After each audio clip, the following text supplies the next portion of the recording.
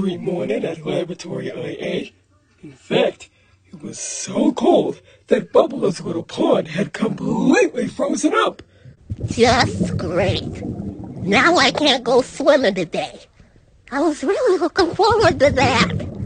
Now I have to think of something else to do. So the little Gubber thought and thought, until he decided to store up some mischief.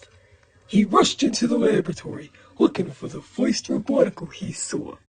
Sir! You gotta help me! Oh dear. What's the matter, Bubbler? It's Betsy!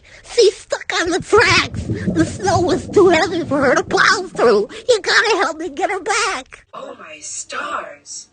That's not good. Not good at all.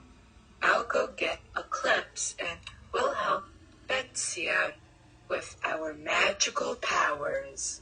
While Star scrambled to get Eclipse, Bubbler stayed back, giggling to himself. When Star and her best friend got to the station, Betsy was nowhere to be found. They ran back into the laboratory to see Betsy, only watching cartoons with the kids. Oh, Betsy, there you are. We were so worried about you. Worried? About little old me? Well, there's nothing to be worried about. Unless you think Peter's gonna pop right out of the television set and shock the kids. Hi, I'm Professor Peter the Pikachu. Let's count the snowballs, everybody. You ready? Well, Bubbler told us that you were stuck on the railroad tracks. Bubbler told a fib. Right, Squeaky Joe? Yeah, Sparky Wolf. Betsy's okay. The kids were right. Bubbler had told a sneaky lie. This made Eclipse and Star quite upset as they stormed out of the kids' playroom. Why, there could have been a real emergency. Meanwhile, Bubbler was hiding in his room, laughing at all the fuss he'd caused. I can't believe they fell for that. Oh, that was a good one. Later that afternoon, after the kids had settled down for a nap, Betsy went out to the Kishapopple Railroad to work, pulling train cars into their proper location. As she was pulling the last car, she had slipped and fell into a snowbank. Why, silly me. I'll just back up and be out of here lickety-split. Or so she thought. Poor Betsy chugged and chuffed. She huffed and she puffed. But no matter how hard she tried, her paws wouldn't budge. She was truly stuck this time. No, dear. Oh, come on. I'm not that small of a tank engine. Hey, what am I talking about? I need help. Unfortunately, there was no one outside to help, except for one Robotical. Bubbler!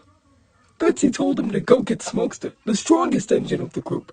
Bubbler, all in a panic, forgot all about the lie he had told earlier that day as he zipped in the lounge where Smokester was resting. Little did he know, Smokester was told all about the prank he pulled. Smokester, buddy! Betsy's on the railroad, stuck in the snowbank, and she needs her help. Nice try, Bubbler. Oh, But you are not going to fool anyone else any longer. you. Jokes like this are not tolerated, and you should know better. But Smokester, this is a real emergency this time, I swear. Bubbler pleaded with Smokester to help, but the old steam engine refused to believe him. So Bubbler decided to take it upon himself and save Betsy himself. Betsy, Smokester didn't believe me. I gotta help you myself. Oh dear. All right, listen. Grab onto one of my paws, and on the count of 3, pull as hard as you can. I'll try my best to chug one last time, and together, I just may be able to get out of this mess.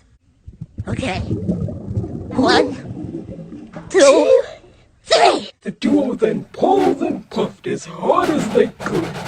After a long, hard struggle, they finally managed to free Betsy from a snowy chamber and yank that train car right in its place.